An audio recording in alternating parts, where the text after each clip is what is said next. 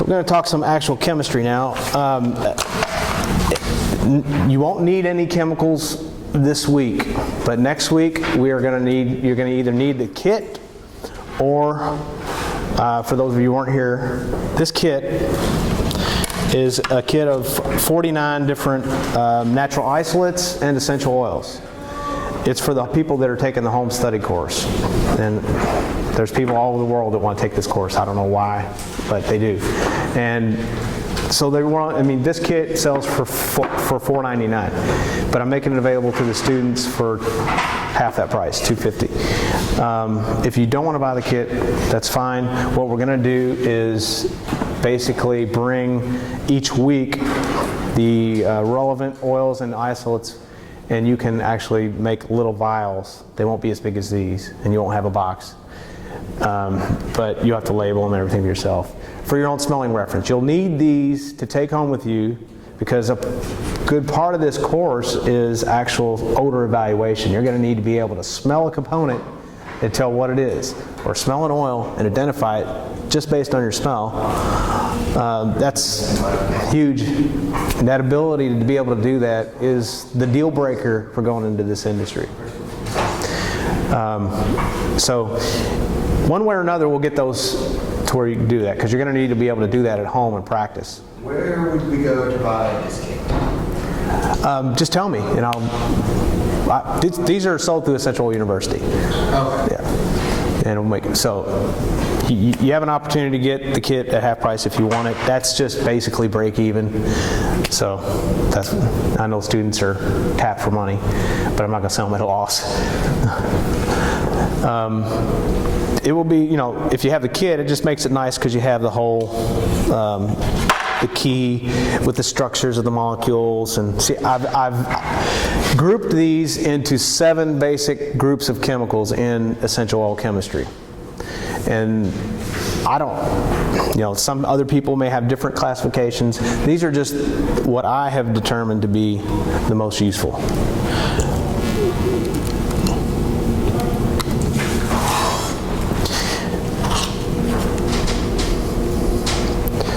So, in getting into the chemistry aspect of things, just be aware that next week we will start to get into some smelling, and that's going to be a good part of your grade and being able to identify. So, it's a very different class than what you've probably ever had. Before we get into these 7 different chemical classes that are relevant to essential oil chemistry, I want to talk a little bit about some background stuff. Now, for most of you, this is going to be very rudimentary, basic, and you're not going to need to take any notes at all, because it's very simple stuff that you already know as a third-year chemistry student or biochemistry student. But if you feel compelled to just make the conversation more interesting, feel free to interrupt. And I'm not going to, on this basic chemistry part, I'm not going to be writing a lot. I will make this section of the notes available online for download so that you can have, because like I said, most of you are not going to need this, but I'm just going to talk briefly over it. Simple things like matter is composed of molecules, you know? And hopefully everyone in here knows what a molecule is. If you don't, then it's explained in a little more detail in the notes you'll be getting. Molecules are composed of 2 or more atoms. Atoms are the smallest particle of a particular element that can exist. The most important atoms or elements in organic chemistry are carbon, hydrogen, nitrogen, oxygen, phosphorus, and sulfur. Atoms consist of 3 types of subatomic particles. Protons have a positive charge located in the nucleus of the atom. It's the number of protons, or the atomic number, which identifies a particular atom. Neutrons are about the same size as protons, have no charge, and are also located in the nucleus. Atoms with the same number of protons and electrons but different numbers of neutrons are termed isotopes. Hopefully you're familiar with that term. Electrons have negative charge and exist in various orbitals around the nucleus. In neutral atom, the number of electrons must equal the number of protons. Okay, all basic stuff. Now, the chemistry of matter can be further divided into subcategories: organic chemistry and inorganic chemistry. Inorganic chemistry is chemistry mostly compounds that don't contain carbon. But in here, we're concerned obviously with organic chemistry or carbon-containing molecules. You know, and then we go through, this is all background stuff that I would cover in more detail in like a more rudimentary course that assumes no chemical background. You know, and I do that too, for like a home study course. So we go on to talk about law of constant composition. Chemical properties of any atom are determined only by the number and arrangement of its electrons. Chemical reactions involve only the electrons of the atoms or molecules participating. Again, all this stuff, there may be one or two questions in somewhere that you'll know the answers to this if you're a chemistry major. Chemical bonds. We have chemical bond, covalent bonding, which is basically what we're going to be talking about in here. Organic molecules and covalent bonding, as opposed to ionic compounds, which has a little bit of a role in all of this, but not a whole lot. Okay?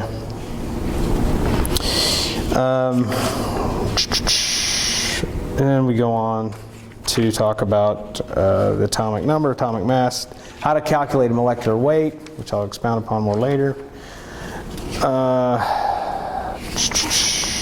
Electronegativity and polarity. I'll hit that a little bit later. But what I want to talk about right now is what is important in essential oil chemistry. What elements are important? Real simple. If you've taken other advanced chemistry courses, this is going to make your life so much simpler. Because really, in essential oil chemistry,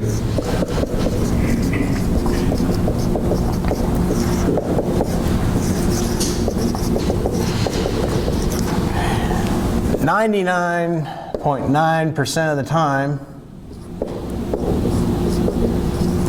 we're only concerned with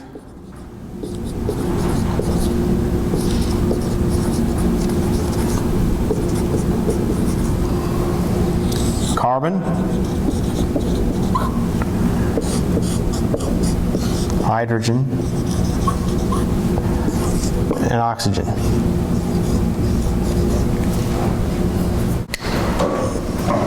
So if you know these three elements, and you know, we want to know their atomic weight,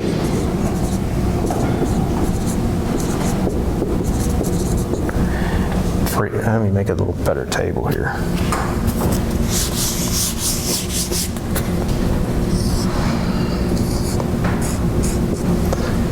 And its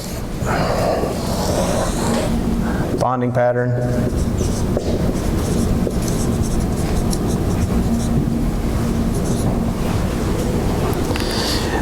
That's really going to carry you a long way in the simple things that we do in essential oil chemistry. I'm going to throw in here nitrogen as well, but just realize that carbon, oxygen, and hydrogen. Now let me go from simplest to more. Hydrogen, carbon to oxygen is the bulk of this, and then nitrogen a little bit. And then sulfur too, but I'm not even going to talk about that. So, simplest is hydrogen, atomic weight 1. Bonding pattern is one bond, two other atoms. Always one bond, other atoms, right?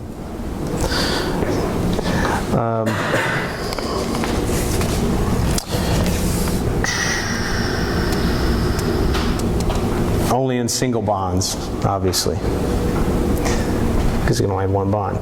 Carbon has an atomic weight of 12. And its bonding pattern is 4 bonds. Always.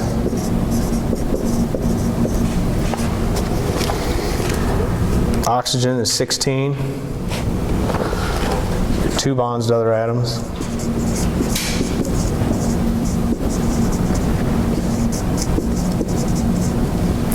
And nitrogen is 14 and 3 bonds.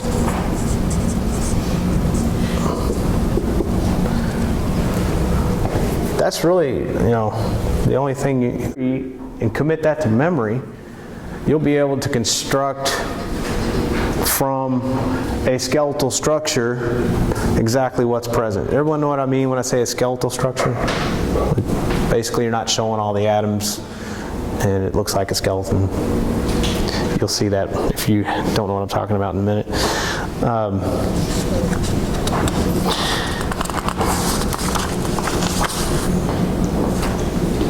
So yeah, just these are things you're going to have to remember when we start asking you, some questions concerning structure and things like that.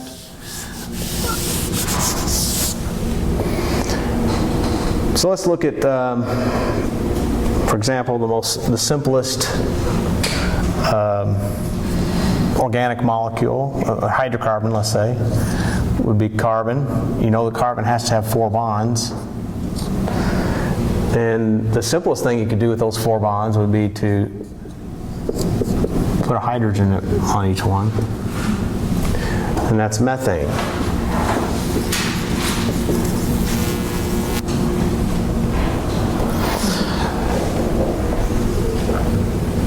These are what, these prefixes are also things that you're going to want to commit to memory.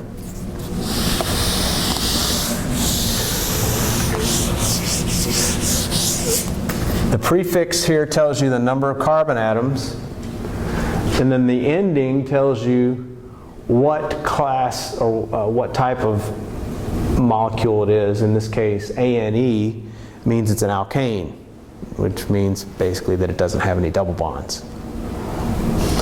It's a totally saturated hydrocarbon. So if you go to the next one,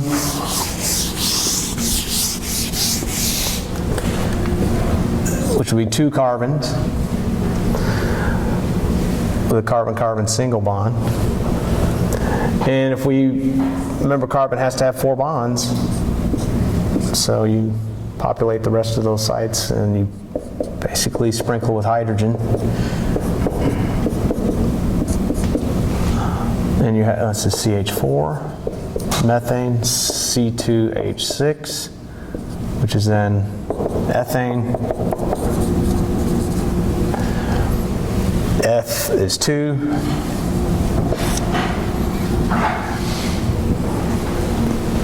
And so on and so forth. I will require that you memorize all the way up to 12. Okay? So, and the way that goes is, so if you go 1, 2, 3, 4, 5, 6, 7, 8, 9, 10, 11, 12. So 1 is meth, 2 is eth, 3 is prop, 4 is but, 5 is pent, 6 is hex, 7 is hept, 8 oct, 9 is non, 10 is dec. What's 11? Undec, yeah. And what about 12? Dodec. Dodec, yeah.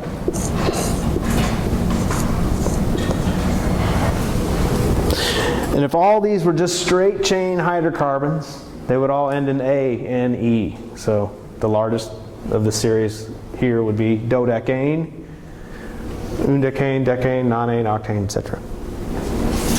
Everybody's familiar with this, right? Now, Beyond this, you learned in organic chemistry how to systematically name molecules through the IUPAC system, right? Well, in essential oil chemistry, you can just throw that out the window. Because, I mean, it's useful to know that in chemistry in general, because from the IUPAC name, you can be given any name of a molecule, and from that name, derive its structure, right? Well, in essential oil chemistry, all the names of the molecules come from historical things and the products from which they come from. For example, the main component of lime oil is limonene, things like that. And that's the names that stick today. No one uses the crazy long IUPAC names. So, but you can't discern the structure from these trivial names, but you can discern most of the time what class of molecule it is from the trivial name, because it will still have giveaways to traditional modern chemistry. For example, limonene, it ends in ENE, so you know it's a what? Right, alkene, right? There are very few alkanes but mostly when we talk about hydrocarbons, they're going to be things that have double bonds. Who has not had, I know some of you haven't, but people that I don't know, who has not had organic chemistry? Anybody in here? Okay, so we should all be good on this.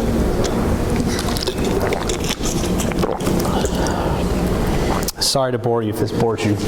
I just want to get through it mainly for the online people. But and then we have the prefixes that you'll want to be familiar with. When we talk about substituents, carbon substituents off of a main chain, prefixes to tell you how many of that particular substituent are hanging off the chain.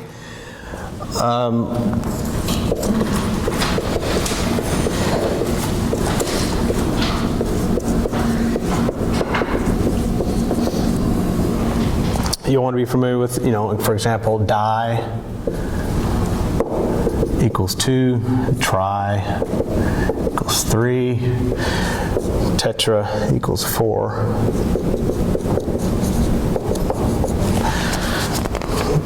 That's really the most you're going to see in essential oil chemistry. Sure, penta, and it goes on from there, but knowing those two or those three is good enough. Okay.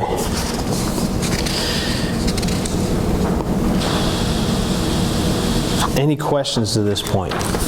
Anybody? You don't have to be, if you're not a chemistry major, just feel free to ask the question. Oh, go ahead. Do a lot of these oils have aromatic structures in them? No. So ironically, there aren't a whole lot of chemically aromatic molecules in this field of aromachometry. And when we say, for those of you who don't have the chemical background, when we talk about a chemically aromatic molecule, this says absolutely nothing about its aroma. Okay? What chemically aromatic refers to is a system of alternating carbon-carbon double bonds in a cyclic planar molecule. For example, the most common example of this would be benzene, right? In which we have a 6-membered ring, and this is what we call a skeletal structure. Let me redraw this. We're not going to show any of the hydrogen, and we're not going to explicitly show any C's for carbons. We just show corners or changes in direction, and at each point we assume there's a carbon atom.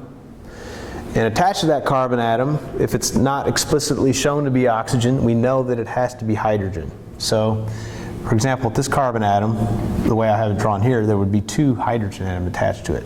But what I'm going to talk about here is chemically aromatic. So the case of benzene, in which we have alternating double bonds.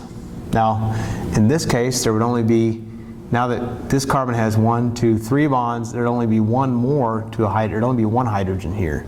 The same with here, here, here, here, and here. I've satisfied all my bonding rules. Every carbon has 4 bonds. Every hydrogen has 1 bond. The formula for this is C6H6. Now, when we have this system in a cyclic, so the conditions of aromatic in chemistry are: 1, has to be cyclic; 2, has to be a planar molecule, which you wouldn't know this if you hadn't had organic chemistry, but this is a planar molecule because of the geometry of an sp2 hybridized carbon atom. Has a trigonal planar geometry, yada yada yada, you all know this. And the third condition, it has to be what? Conjugated by system. Cyclic planar, oh yeah, sorry. Planar, and that's actually then 4. Cyclic planar conjugated.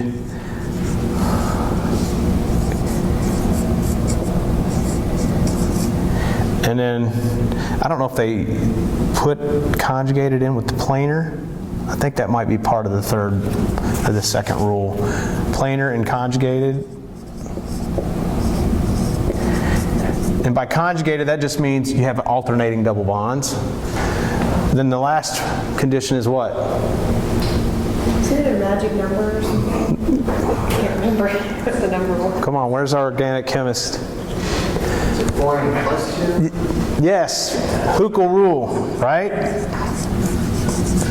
Huckel rule, which says there must be 4n plus 2 pi electrons.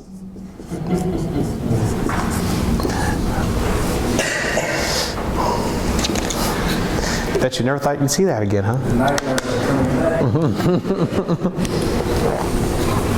So, in this benzene system, we have basically the second bond of the double bond system are the pi electrons. So we've got 2, 4, 6 pi electrons. So 4n, basically you ask yourself, is there an integer I can put in for n such that this would be true? And the answer is yes, n equal 1. Therefore, Huckel rule is satisfied, and this is an aromatic molecule. Why they call it aromatic, I'm not really sure of the history behind that. Maybe because benzene really did have a powerful aroma. It wasn't good smelling, that's for sure. So there you go. This is, and you don't need to know this. I'm not going to ask. Well, I might just ask, something related, but I'm not going to ask you to regurgitate what Huckel rule is. Okay? No one cares about it in this field. But it is necessary to know this because I do classify a subgroup of hydrocarbons called aromatic hydrocarbons, which nobody else does in this field. They lump these aromatic hydrocarbons inappropriately lump them into another group, such as a monoterpene or a sesquiterpene, when actually they are not. And we'll learn more about this. So that's the only reason I'm talking about this term aromatic in a chemical sense, because it is actually a subclass in one of the 7 categories. The subclass actually the first category, which we'll be talking about next week, which will be the hydrocarbons. That is group 1. And if you get a kit, each row represents a group, okay?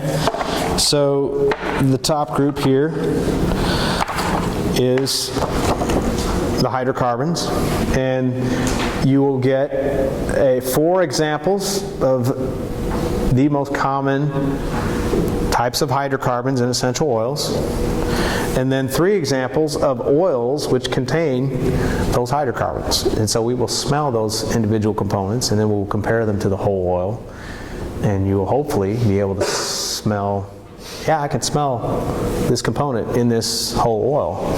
I can pick it out, you know, and after you get enough experience doing this, you can actually kind of feel even what the level of that component is in the blend. Now, it takes a lot of experience to be able to do that. I've been doing this a while, so I can identify probably about 500 different aroma chemicals just by odor and about 300 or so essential oils. Just give me the blank sample and I can tell you what it is. But that takes a while. And even to some extent, being able to tell, oh, that smells like you've got about 15 to 20% alpha pinene in this oil, you know, that kind of stuff. Valuable tool to be able to have if you're doing perfumery work or duplication work as a chemist. So then the next group that we will cover will be the alcohols. Again, you'll get 4 components and 3 essential oils of the alcohol group. Then we'll move on to the ketones. Then we'll move on to the aldehydes. Then we'll move on to the esters.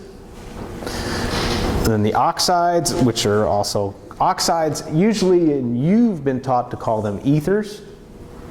In aroma chemistry or essential oil chemistry, they're usually referred to as oxides. Same thing. If you know what an ether is, you know what an oxide is.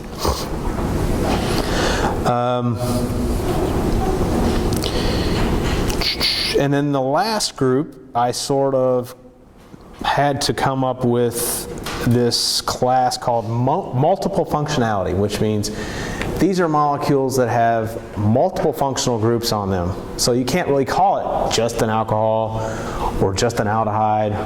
It could have alcohol, aldehyde, ester, ketone group all on one molecule. So I call those multiple functionality. Another area that no one seems to really classify as such, and they will often get either inappropriately named or totally neglected, and there are some important components in that class. So that kind of gives you an overview of where we're heading. Again, next week we will just focus on the hydrocarbon group, and we'll do a lot of smelling. We'll do some systematic naming procedures for hydrocarbons and in more detail. But I hope that you don't get overwhelmed with this and that you enjoy it. This field has so much diversity in it, and once you get into it, I think you won't be bored. Okay, some of the stuff that we talked about today is a little boring. Once we get into smelling these things and actually talking about them, I think you'll be 3 hours will go by pretty quick, believe it or not. When you think about some of these oils, how lucrative these businesses that make these oils, you just wouldn't believe it. I mean, I have here an example, and I'll pass this around for you to smell. This is an oil from Thailand. No, sorry. Yeah, it's from Thailand. It's called oud. Oud is also called agarwood, and it's spelled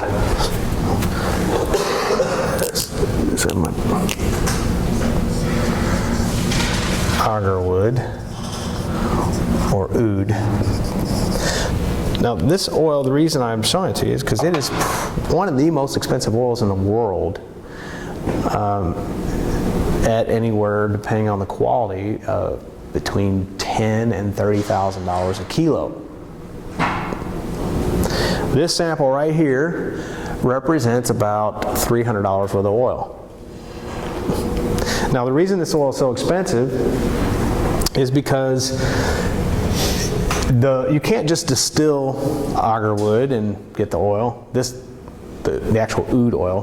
The wood has to be a fungus-infested wood for a certain amount of time, a certain amount of decay, because when plants are under attack, this is one of the response mechanisms is to produce these essential oils as a defense mechanism. And so you can only get this quality of oil when the wood has this fungus, okay? And it's a very low yield. It's a very powerful oil. Let me just pass it around, take a smell. If you spill it, we'll just put it on your university tab.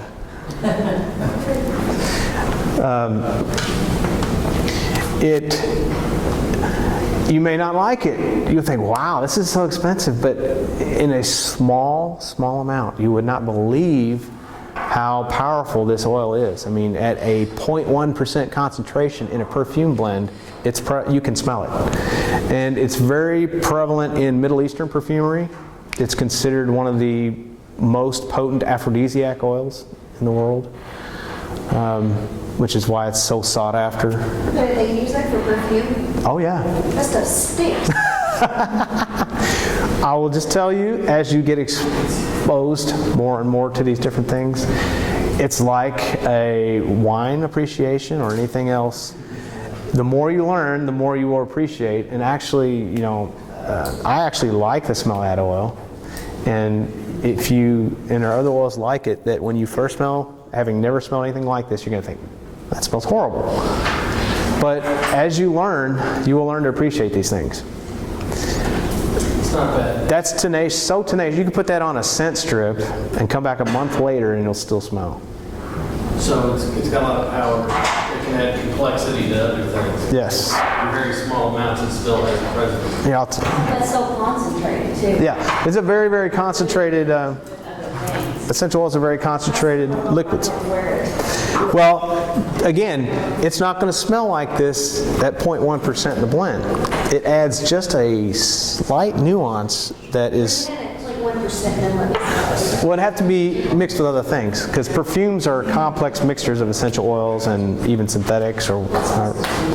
But it's an art to try to do these things. But I promise you, as you smell these and you come back and revisit them later, if it's something you have a passion for, you will actually appreciate things like this.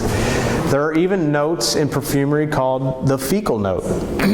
That is, people want, actually perfumers have certain components, such as the civet oil, which is now illegal, which comes from a cat, a cat species that comes from a gland of this cat that has a fecal note, but it's used in perfumery.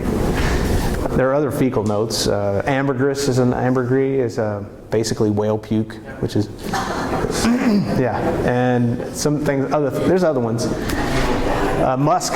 The true musk comes from the gland of the musk deer. Now that's again another one that's no longer legal to kill these animals to make these products, but they've come up with synthetic versions of them and whatnot. And there still is some black market trade of the real stuff. It's very, very expensive.